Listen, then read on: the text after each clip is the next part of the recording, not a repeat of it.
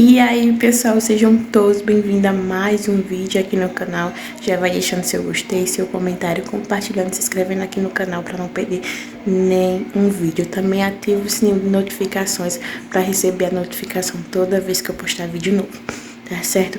Pessoal, tô fazendo uma rotina de todos os dias postar vídeo aqui, tá certo? Então todos os dias vai ter vídeo aqui pra vocês.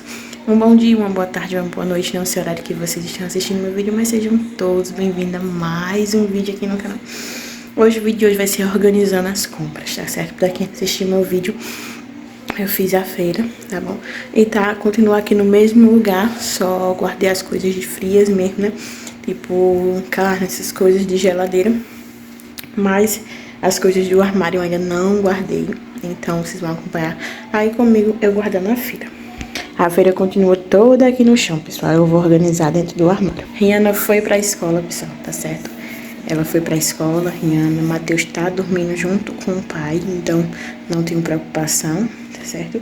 Aí agora eu vou organizar a feira rapidinho, enquanto ele tá dormindo, né? Porque quando ele acordar, ele vai querer mamar, eu vou ter que dar uma pausinha.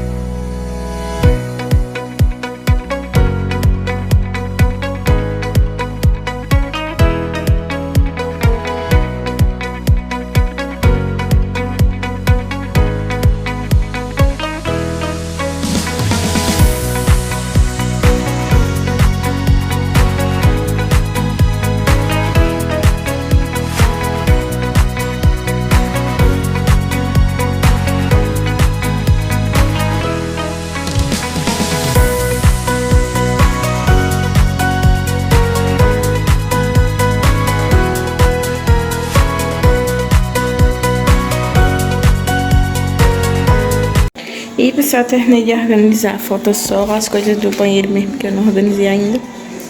Mas quando eu for organizar, eu mostro pra vocês, tá bom?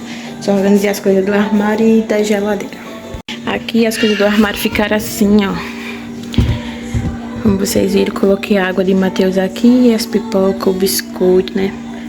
E ficou assim, certo? Tudo aqui organizado, as coisas abertas estão desse lado. E eu botei algumas coisas nos potes, como vocês viram aí, né?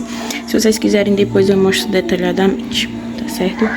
Aí, ó, as coisas do pote, tudo ali, mas tá tudo organizado.